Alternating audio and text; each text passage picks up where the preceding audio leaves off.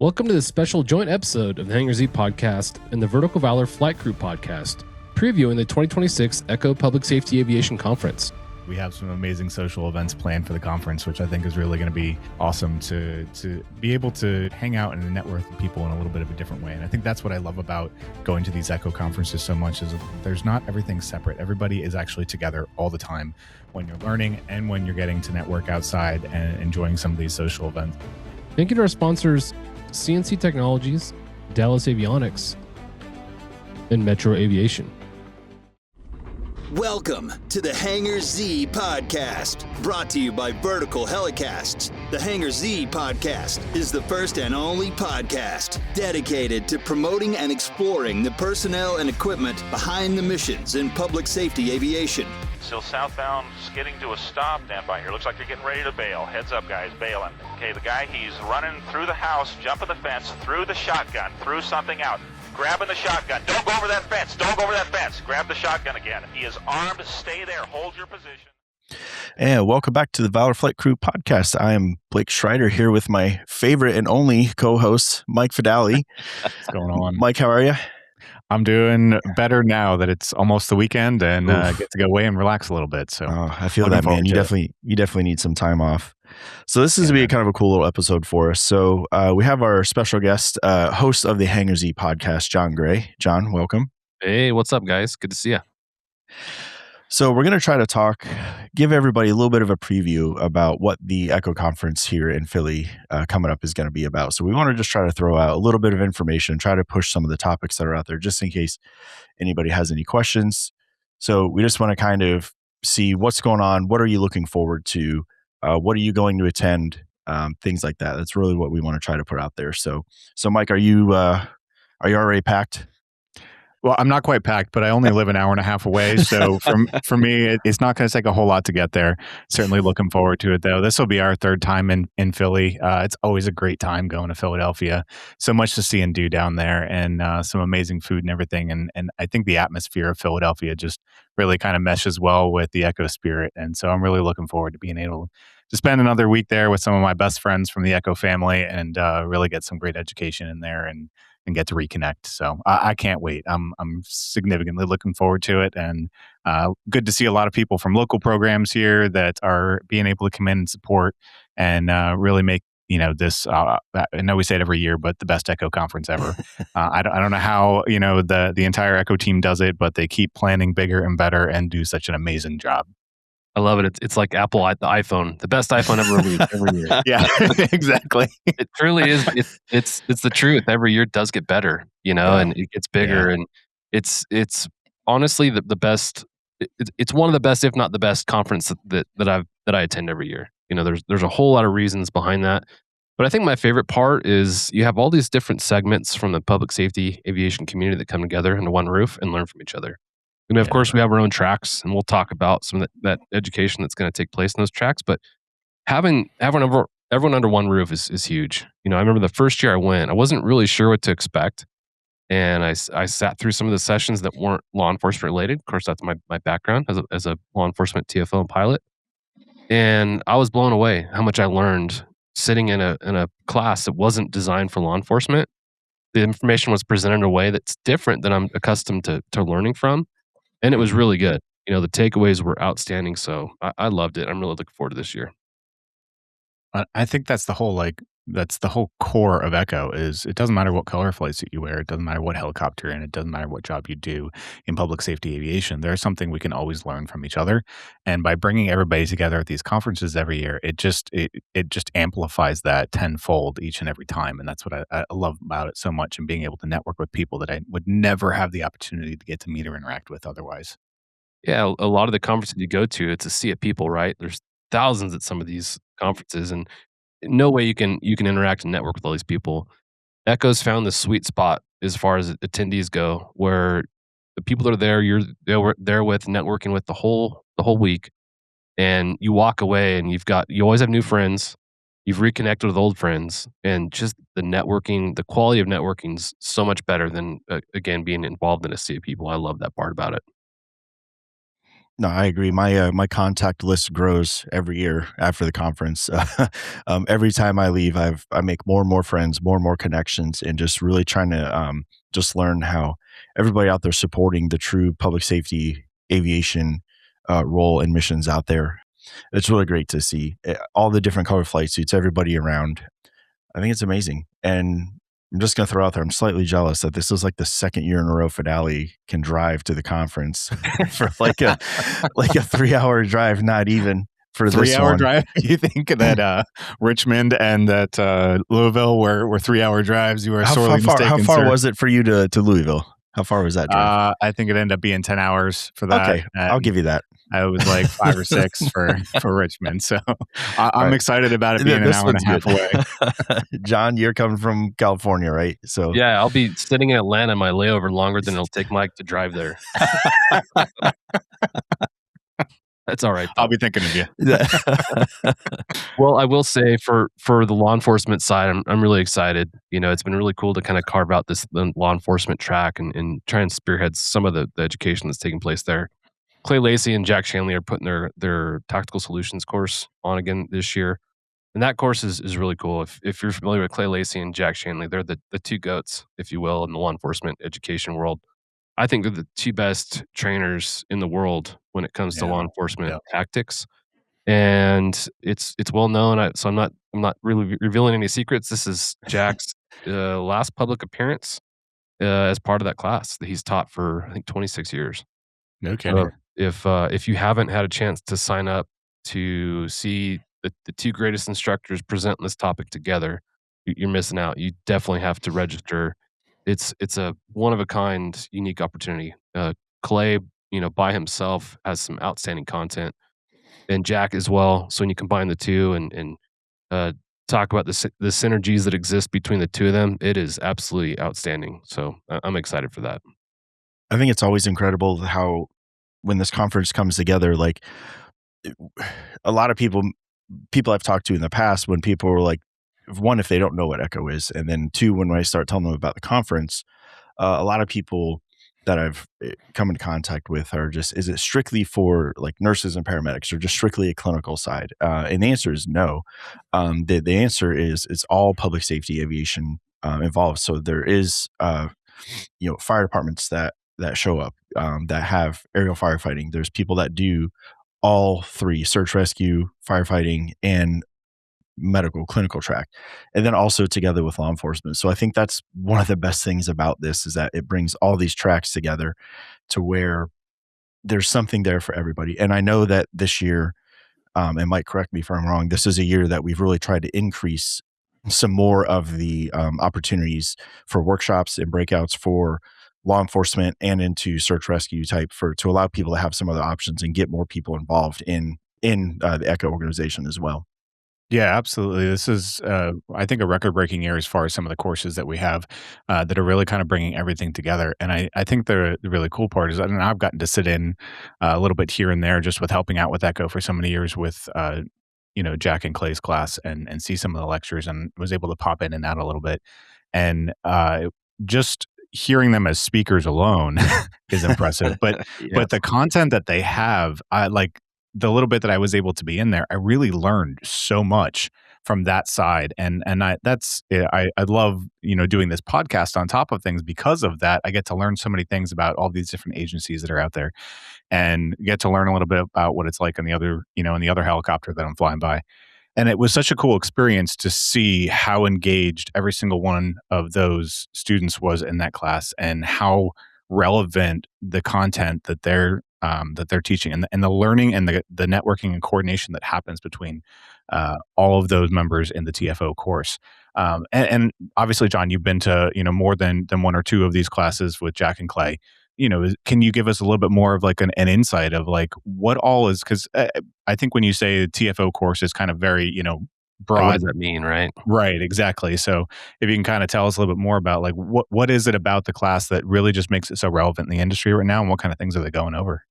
Yeah, I think again, each Clay's class and Jack's class by themselves are outstanding classes, and they both kind of focus on the apprehension of fleeing suspects. So how in law enforcement do we successfully capture and apprehend people that are trying to get away from us? That's the premise of both courses.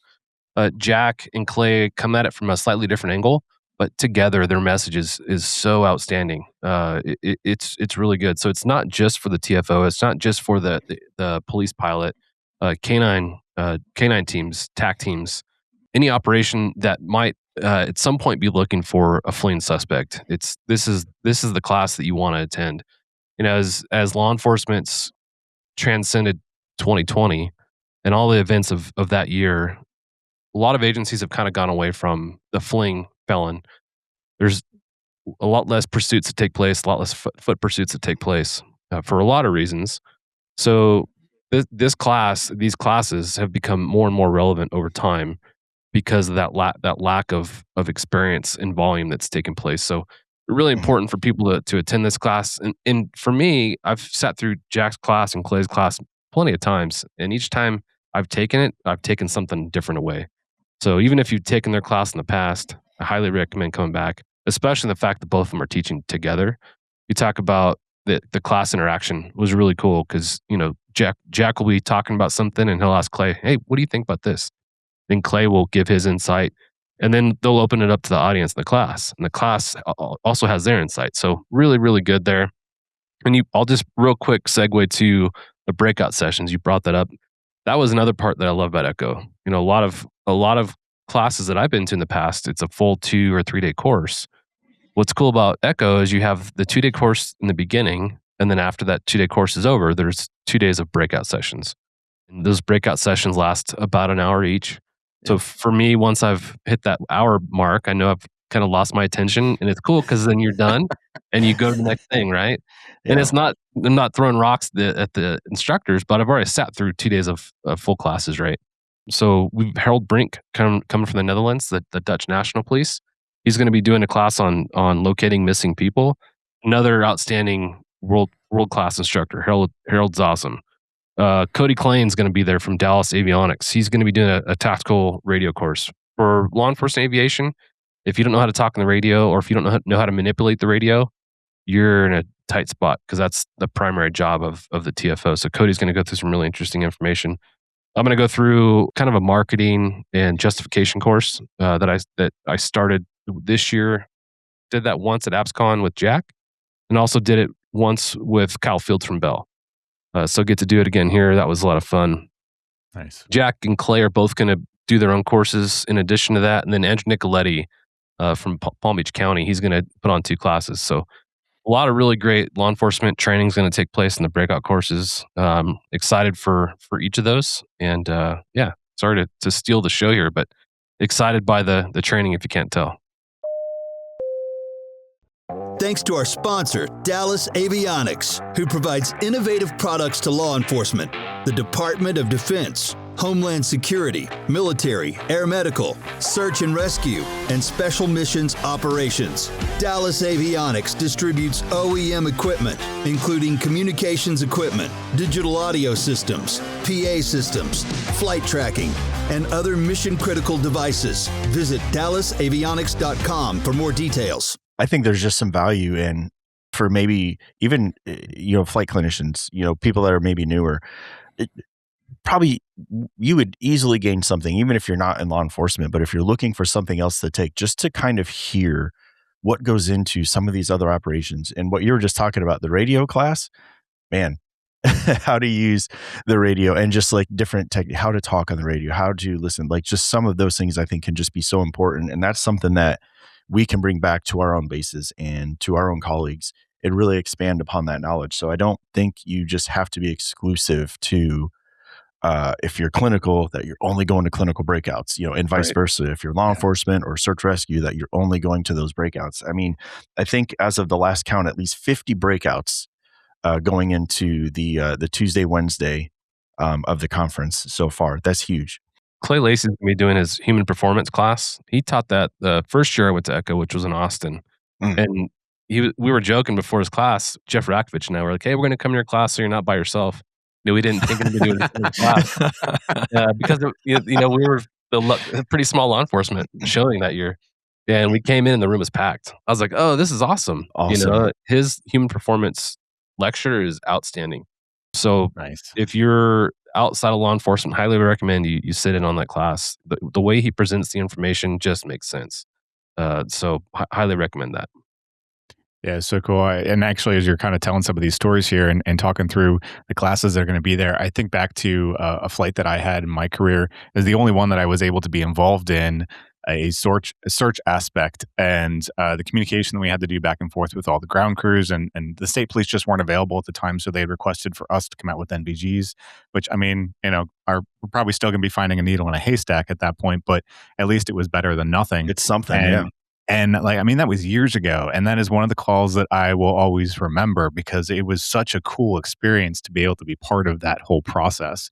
And then I also think back, Blake, to the episode that we did with New Jersey State Police and kind of hearing about that mixed, mission that they have. And it was it's such a cool experience to see that. And I think that's why some of this is just so practical to have as part of the Echo family of events, because it is really something that does cross back and forth, that we can learn things from each other and really take back to our own bases and apply in so many different ways, whether that's from a safety or an operations perspective, and even just to understand a little bit more about what the other one's doing out there is such a cool experience. So we're grateful to have Jack and Clay and everybody else that's willing to come and share that information at Echo, because it always turns out to be an absolutely amazing presentation. Heck yeah. And I think one of the questions I also get a lot too, Mike, and maybe you do as well, is CEs, for everybody that attends. So yes, you do get CEs that are awarded from ASNA, Echo, and for that will go to your nursing or any CAPC accredited continuing education. So by attending these breakouts, there's usually QR codes. There should be QR codes at the end of each one. So just make sure that you scan those. And I know for a lot of people, that's super huge to come to these conferences. And I know that, and Mike, correct me if I'm wrong, or if you've done anything different, I have such a hard time. You can download the app on the App Store, the Echo app, and then it gives you a full rundown of everything available. Then you can set your schedule like for that day, for what breakouts you want to go to. And I end up changing constantly because there's just so many that I want to go to, but there's just such a small window. I know. Well, that's true. Yeah, you know that. But you leave with a good amount of CEs, absolutely worth your while, and you get to learn something out of it. And I think everyone that shows up to present and put these classes on are amazing. I remember listening to Tyler Christofoli doing one of the ultrasound lectures back in San Diego, and man, just it's weird how like 2 years later you were on a call and I'm like, oh man, I could probably use that, like just some of those things that stick out. So I think it's just kind of a testament to the knowledge sharing that's out there, and you can absolutely take something away with it and use in your everyday practice for sure. I was just thinking, in addition to the continuing education units and all that stuff, the one extra thing you'll walk away with, which is free of charge. Well, maybe it's not free of charge. Is a nice hangover. I don't think that's free of charge. There's definitely a payment for that. Whether that's financially or physically, there's a payment for that. Oh, man. Just kidding. We don't do any of that stuff. No, not at all. But I mean, there's something to be said. We have some amazing social events planned for the conference, which I think is really going to be awesome to be able to hang out and network with people in a little bit of a different way. And I think that's what I love about going to these Echo conferences so much, is that there's not everything separate. Everybody is actually together all the time when you're learning and when you're getting to network outside and enjoying some of these social events. So that I think is such a cool experience to be able to continually network. And it's not every time I meet more and more new people, and it really is such a great time to do that. And we have some great social events planned this year. Blake, I think you have a little bit of a list started over there. Oh, yes, sir. So on Sunday, the 20th, there is the Echo Philadelphia Welcome Party, and it is at the Navy Yard, and that's at 1700. And that is just a great kickoff party, a great social event for everybody to come together, and we get to see a lot of everybody for the first time. If you weren't doing any of the some of the future flight crew, future flight leader stuff, it's a great time. So for those that don't know, the Echo conference this year is at the Sheraton Philadelphia Downtown, and then on the website it does list that they will try to provide some transportation over to the Navy Yard for that welcome party. But just before the welcome party, there is the 5K Fast and Safety Team fundraiser. So this is an awesome event. And if you're into fitness and want to knock out a quick 5K, I'm definitely into fitting this pizza into my mouth. That is for sure. absolutely, that's where I'm at.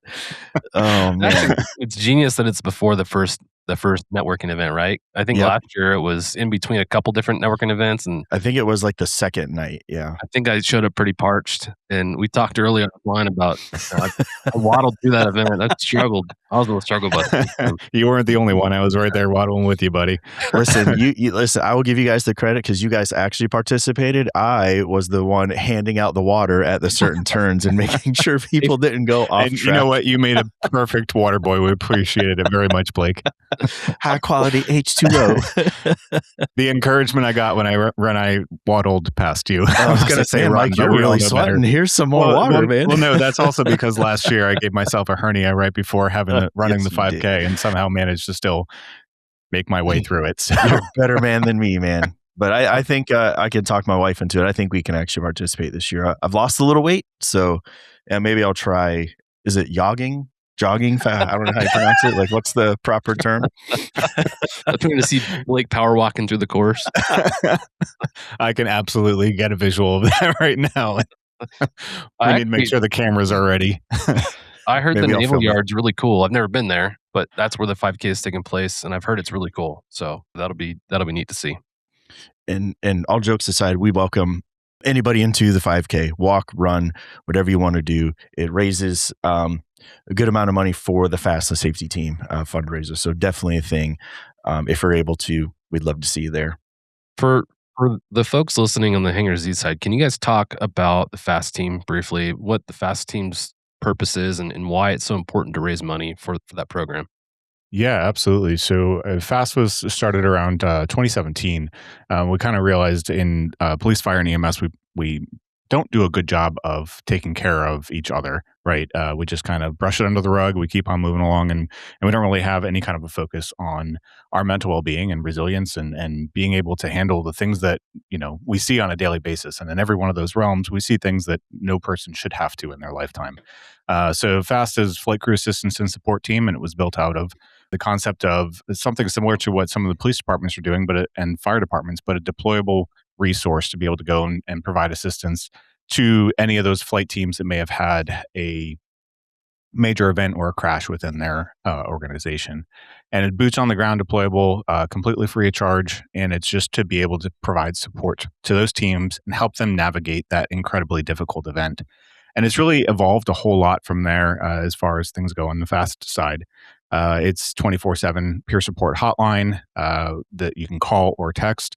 And we have members from all walks of the public safety aviation industry. So pilots, nurses, paramedics, comm specs. We're still working on mechanics. They're a little bit of a difficult bunch. We're working on getting some of those out there. So if anybody knows any good mechanics that would be part of the team, we're all ears. But we've got some great people that really do have a passion for helping others and making sure that all of us in this industry still go home to our loved ones every single day, and that all of us are taken care of from a mental health and resilience standpoint. So it's been awesome to see that team grow. And again, all of the services from within FAST are completely free, and everyone within ECHO organization as a whole is completely volunteer. These are things that are being done just because it's the right thing to do and what we need to do as an industry to take care of each other. Love that. I think the stigma associated with mental health is going away with each conversation we have. We're getting there. We're not there yet, but we're getting there. It's getting better though, and this program is a huge sign of that, right? I think for a long time, like you said, we just swept things under the rug and like, it'll be fine. It's probably good. And we realize that's not a healthy way to work and live. Again, the goal is for all of us at the end of our career to walk out the door happy and healthy, so you can enjoy that next phase of life, whatever that means. And if you're sitting in a bad place when you walk out that door, it's not good. So I love that. And the FAST team is amazing. Question for you guys. I should know the answer to this, but the therapy dogs that show up, are they part of FAST? Thank you to our sponsor, CNC Technologies. CNC Technologies, serving law enforcement, government, and military markets with tailored mission solutions, system training, and live 24/7 support with CNC.live platform. Explore more at cnctechnologies.com. They are part of FAST, so they are an integral part of the team. There's nothing like having a dog show up, and it just really breaks the ice and lets people have that safe space and really be able to kind of start to open up and have those conversations. And we love having them around. They're absolutely amazing part of FAST, and they are as much therapy for everyone around us as much as they are for every member on the team too. So For sure. There's a definite change in vibe in the conference hall when the dogs show up. All of a sudden, everyone's happy and smile. Not that they weren't happy before, but you can just see a noticeable difference. They're like, "Oh, the dogs must be here," and yep, they are. I love that. Absolutely. Everybody gets that immediate smile on their face and goes running over to them. Yeah, they're like, forget you. I mean, Blake. I want to go pet the dog. Right? To be one of those dogs, though, you just have to walk around all day and get pets. Like that would just be amazing. Like that's a good life. I'm doing it wrong. I'm totally doing it wrong, man. Now, Mike, correct me if I'm wrong. I think that in the past a few conferences at times for the dogs that are part of FAST, were we able to have somebody local that was also involved with doing therapy dogs? We also had somebody that was able to show up kind of from that local area where the conference was at. Yeah, absolutely. We've tried to create partnerships everywhere that we go so that we can certainly broaden that network and know what resources are available. And so there's a lot of local service dog areas that are specialized in coming to help with trauma-related individuals and all of those things. And so we try to partner with a lot of those agencies, whatever local one may be in that area, and have them come out and be part of the team then for the week as well. And it's certainly a great addition to be able to have those furry friends around. Last year, one of the local therapy dogs, the handler came up and she's like, "Hey, my dog was on your podcast." We're like, "What?" And she goes, "Yeah, it was back in Austin." And I'm like, "Oh, I know exactly what happened." Jeff and I had walked away. I think Terry Miauchi was doing a keynote or he was presenting on something. So we walked to go watch his, and bad on us, leave our booth unattended. We come out and the SR3 guys are standing by our booth, and it looks like they're just talking, right? It looks very casual, unassuming. We're like, "Oh, okay, they're just hanging out." And about 30 minutes later, this post comes up in media, and the SR3 guys, along with this canine handler and their dog, took positions in our podcast recording booth. So we saw that social media post come up. We're like, "Oh, okay, that makes total sense." I'm not leaving the gear behind anymore, but it was pretty funny. I love that. It's a rookie move. Yeah, for sure. I love that. While we were on kind of the FAST topic, the fundraiser was also for our safety team, and safety team is kind of an offshoot of where FAST had started, and recognized that there are so many things within the industry that we can and should be doing safer. And if you guys haven't already, you got to go check out the safety team's page on the Echo website. They are putting out some amazing content that are really all of these safety briefs that we can take back to every single one of them. We can take back to any basis. It doesn't matter what branch of public safety aviation you're in. This is something that's applicable for everybody, and it's some absolutely great information that you can implement at your program. So you got to go check them out. All of this stuff is going to be to make sure that these teams have the resources that they need to provide the support to frontline crews, and that's really what is at the core of Echo. I realized I derailed the conversation at some point, but you had brought up Sunday's events. What's going on Monday and beyond, Blake? It only gets better. So pace yourself. That's going to be I think my number one tip is pace yourself. No teleporting. No teleporting. I've come to Echo for 10 or 11 years. I have yet to learn how to pace myself at an Echo conference. I think you did good last year. I think it was that third, the second to last night. You had a great time. We'll leave it at that. Absolutely. Mike had a great time. Was that your birthday celebration? Usually this year is not my birthday, so I'm going to have to just celebrate in different ways, but it will not be for my birthday this year. We're missing it by a week. All right. Well, we'll still celebrate it. We're still going to do something. Yeah. We're still going to celebrate. So I think the next up on the list, John, so looking like Monday, the 21st, big event. And so I just want to throw this out there too. All of these events are all made possible by all the sponsors that contribute to Echo. Every single one of these events are all paid for. All of it is our incredible sponsors that donate to make all of these things possible. So I just want to throw this out there. All these events have insane amounts of support behind them. So please, we want you to attend these because they are truly so much fun. So the next one on Monday night is the Future Flight Crew and Future Flight Leaders Alumni Social. And I knew you'd have me pronounce this one. I don't. How can I pronounce the name of this? I wouldn't even try. This bar, Turnod Nog. I don't know. I'm glad you gave it a try. I apologize if I'm absolutely butchering that, but that's where it's at. It starts at 18:30, goes till 21:30. This one is sponsored by Air Methods, ASNA, and the ICAPP, the International College of Advanced Practice Paramedics. A great event to host and welcome not only the current students that are in Future Flight Crew and Future Flight Leader cohorts for 2026, but also graduates from past cohorts as well. So every year it's great to see people from past cohorts.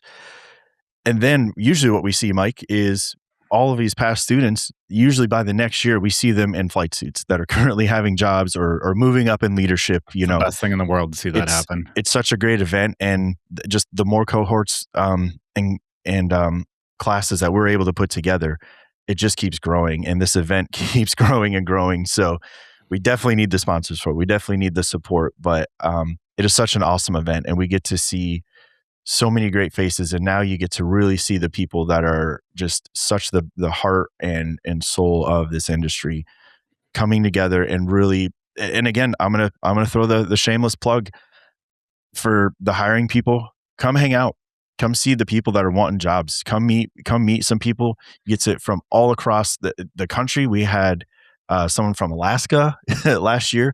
There's so many walks of life, and everybody.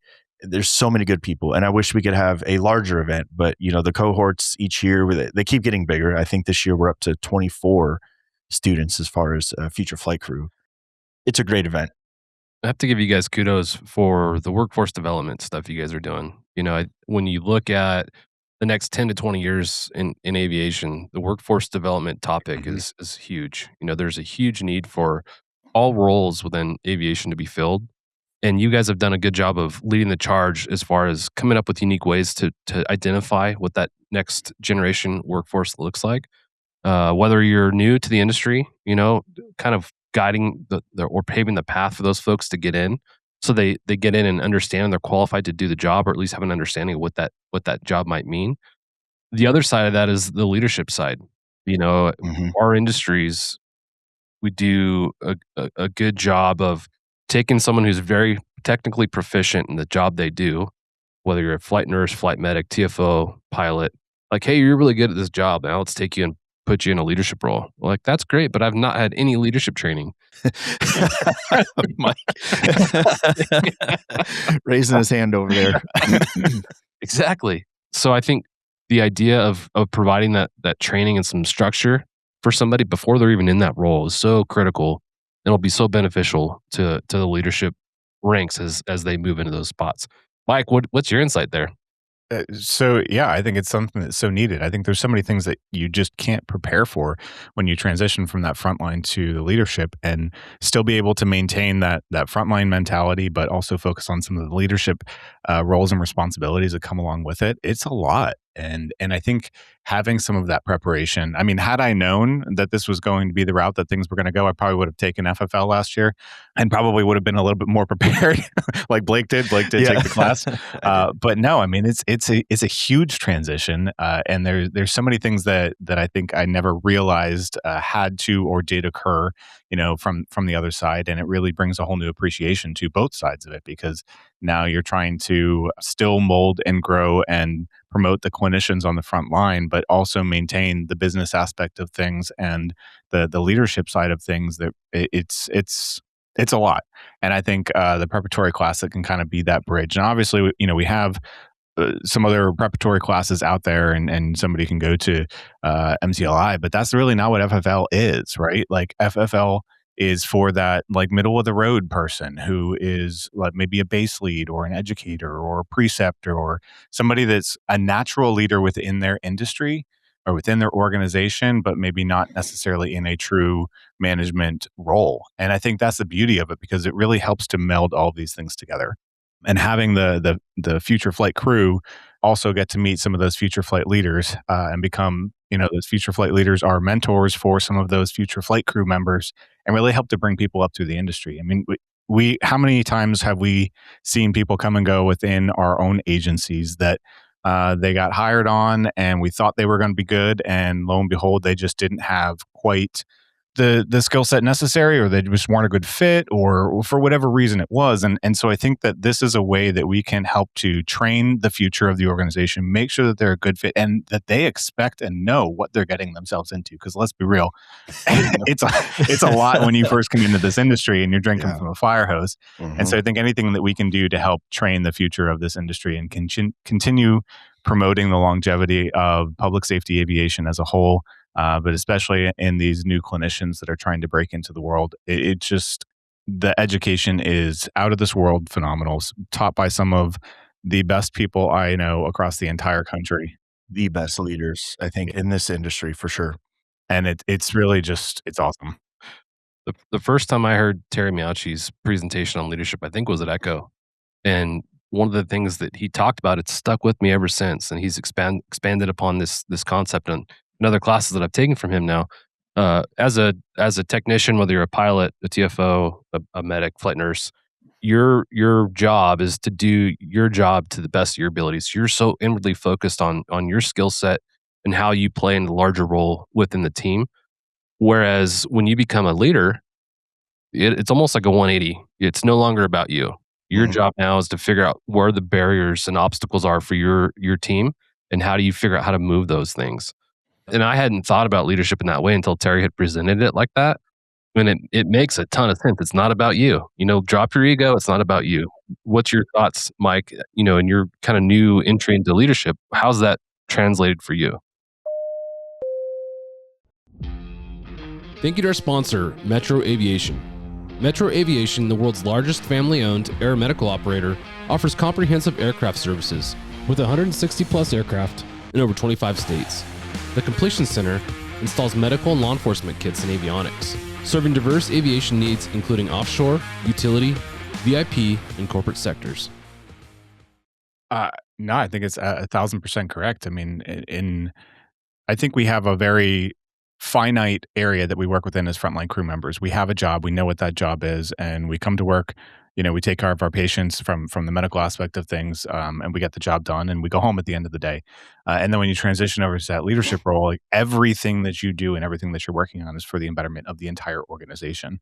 And it's a totally different mindset of how you have to think about things and how you're moving forward with it. But it's also a really cool challenge to be able to have that different viewpoint or vantage point and see how you can affect an agency or an organization in a different way. And just some of those little decisions that you do make really have such a large impact on everyone that's around you. And so I couldn't agree more with what Terry said. I think it's so important to be able to keep that big picture in mind and make sure that you're really working for the entire organization as you're making some of those decisions. Yeah, it's interesting to talk about the little things. I think a lot of times we think it's the big things that make those change, but really it's the small little things. It's from a personnel standpoint, it's the handwritten note, the thank you note that you gave to that person for whatever the thing was. Those small things go so far, and that's how you affect the most change, in my opinion. So I think it's cool you brought that up. Well, I derailed the conversation again. I apologize. No. Hey, at least you're consistent. So, consistency is key. So Monday's Future Flight Crew and flight leaders alumni social. What's beyond that? So Tuesday is the Down for Weather Bash. So this is probably kind of really culminates. I think after the first few days of the conference, people are like, who's that? People are a little shy, and then everybody really starts to kind of really open up. And then usually by that Tuesday, everybody's best friends. And it's awesome. So Down for Weather Bash, this is at Liberty Point. It's a pretty awesome, from what I hear, never been, but waterfront destination. So it looks like it has a ton of outdoor restaurants, a bunch of places for things to do. So really this bash looks like live music, a bunch of different food choices, beverages, a lot of networking, and it's right on that waterfront setting. Some really cool views there too. That waterfront area is absolutely gorgeous, overlooking the river with the bridges in the background and all the ships going by. It's a really cool environment and area to be able to hang out for the night. Yeah, awesome. So that looks like it starts right at 18:30, so 6:30, and it rolls all the way till things tap out. I know last year we were there pretty late for the one down by the waterfront there in Louisville. That one went pretty late. Great band. Somehow great music. echo events tend to get extended somehow. I'm not really sure what happens, but we plan for a couple hours and it oftentimes goes longer than that. Absolutely nothing wrong with that. Well, I've never been to Philly before. I believe you guys have. What are your recommendations as far as like things to do outside of the conference itself if you have a day or so to check it out? Yeah, so as I say, I'm only an hour and a half away. So for anybody that is kind of like relatively local, like you can easily like jump on the train to get to Philly. It's a nice ride to get in there to 30th Street Station. But there's so much history around Philadelphia, which I think is part of what makes it such a cool city to go and see. For any of us oldies out there that remember the Rocky movies, you can always go visit the Rocky Steps or run up and down the museum steps. Go visit that. Yeah. Well, there is a statue you can take a picture with too. So if you decide not to waddle up them, you can just go find the statue and take a picture with the statue for proof. But there's so much to see and do around town. Other things with history wise, it really is, nations where the nation got its start was in Philadelphia. And so there's so much to see as far as like the Liberty Bell and all the museums that we have around there. The history is all over the place. Independence Hall. Oh yeah, another great thing to go and see. Yep. So if you guys are coming to the Echo conference, make sure you plan for an extra couple of days so you can go and see some of these things, because it really is such a cool city to go around and visit some of these different historical sites. It looks like for Liberty Hall, you need to make reservations through U.S. Parks. Is that right? Yeah, it is actually part of the U.S. Park system. Cool. I didn't realize that, and I'm like, oh, so make those reservations early in advance for sure. Absolutely. So if you go to the Echo website, there's a link for things to do around Philly. So just if you've never been, it's visitphilly.com. There's so many things. It lists all the hideaway places, all the different things that you want to go see and check out. I'm definitely going to go do that for whatever time we have in between. It might be some late nights. I know And there's a lot, Blake, that's really going to be close by to the hotel itself that would be easily within walking distance or a very short Uber ride. I'm a foodie at heart. There's tons of good food in Philly. I can always go for a good Philly cheesesteak, and there's plenty of places to get some of those around Philadelphia. I would recommend you got to ask the locals though, because they know where the absolute best spots are. But Perfect. Everybody knows about like Pat's and Geno's and going over to Pat's and Geno's for Philly or for cheesesteaks. It's a cool experience to go over there and to see that whole how that all works. And I believe they're still open 24/7. So if you do get that midnight craving around 3:00, you at least have somewhere to go for food. But no, there are tons of good Philly cheesesteaks around. And I think the other cool part about some of the food there is that there's something called Reading Terminal Market. If you get the opportunity, really just go browse around, and there's all these little shops in there. If you guys have not been to something like that before, highly recommend it. There's food from all over, all kinds of gifts and other things that are in that building. There's restaurants within there as well, and it's a really cool experience to go and visit something like that. Have you done the Ben Franklin Bridge? Have you walked that, Mike? Do I look like I've walked over the bridge? I read an article that talked about the historical value that is associated with the city, like you talked about, but it brought up the Ben Franklin Bridge as something that gets overlooked, but something you should do. So I've never been there. I don't know, but it was recommended. So maybe not for Mike. I've driven, but that'll be the surprise 5K route. The big surprise, you're running over the bridge. Yeah. So many good things coming up at this conference. I'm really excited. I was just checking the website. If you go to the Echo website, this has all this information that we're talking about. One of the last days to register for the conference pricing for the hotel is August 28th. So make sure you check that out if you haven't reserved already. I tried to get some last minute stats. So it looks like at last count, we're above 550 people registered. And we all know those last minuters like myself. They those registrations come in, so I would not be surprised that Blake, you still haven't registered? I just did the other day when I was supposed to, like 3 months ago. I have no doubt that we're going to see just those last minute registrations, are going to come in. So also the other thing I wanted to mention too, for people that don't know, when you show up, there's another silent auction the raffle for that benefits FAST. And I have to say, every year, the items that are raffled off are just incredible. I mean, we're not talking Temu cheap things. I mean, we're talking Yeti drinkware, coolers, I happen to be the lucky winner of a Massif jacket the one year. There you go. Yeah, awesome. the Massif jacket. There's Isn't there a Paraclete helmet this year? There is. I think there's two. Yes. Let me double check. Specifically for the safety team, yes. Yep. So I believe I'm not sure if that's a silent auction or helmets by Pro Flight Gear and Paraclete. So 2 helmets for a raffle. You just buy tickets, and like I said, all that goes to FAST. That's such a huge and great way to keep that program up and running. I'm excited. It's coming up fast. Like you said, law enforcement, we're guilty of last minute registration. So if you guys haven't registered, please make your way. Again, the law enforcement side, I'll just plug that one more time. Don't miss this last chance to see Jack and Clay do this course together. It's a great course. It's information that'll stick with you through the duration of your career, and stuff that you could take back and implement within your own agency and the agencies surrounding you. So highly recommend that. Just want to thank Mike and Blake for allowing me to tag along and derail the conversation a bunch of times. Apparently, that's my favorite thing to do. So thank you guys. We love it. Yeah, it's always a pleasure recording with you, John. And it's so good to see the energy that keeps building up before each of these conferences every year. And it is an event that I absolutely plan my year around. I can't wait to get back and hang out with all of you guys in person. And, we live on opposite sides of the country, but it's so good to be able to come together at least at the Echo conference every year and rekindle that connection and get to hang out a little bit and share a drink or two. So thank you for joining us today to talk about some of this stuff. I'm super excited about all of the courses and definitely agree with you that TFO course. If you guys are thinking about it, you need to register. You just need to do it. Absolutely worth your while, 1,000%.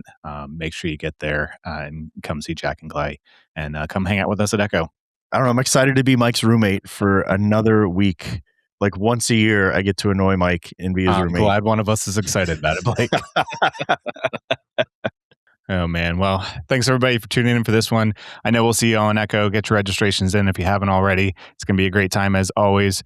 Thank you guys for listening, for your continued support of the Vertical Hellcast platform and the Valor Flight Crew podcast. We'll see you next time, guys. Have a good one. Be safe. Thank you for listening to this episode of the Hangar Z podcast.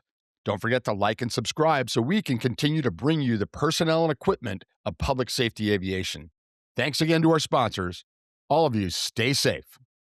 Thanks to our sponsor, Dallas Avionics, who provides innovative products to law enforcement, the Department of Defense, Homeland Security, military, air medical, search and rescue, and special missions operations. Dallas Avionics distributes OEM equipment, including communications equipment, digital audio systems, PA systems, flight tracking, and other mission-critical devices. Visit DallasAvionics.com for more details. Thank you to our sponsor, CNC Technologies. CNC Technologies, serving law enforcement, government, and military markets with tailored mission solutions, system training, and live 24/7 support with CNC.live platform. Explore more at CNCTechnologies.com. Thank you to our sponsor, Metro Aviation. Metro Aviation, the world's largest family-owned air medical operator, offers comprehensive aircraft services with 160-plus aircraft in over 25 states. The Completion Center installs medical and law enforcement kits and avionics, serving diverse aviation needs including offshore, utility, VIP, and corporate sectors.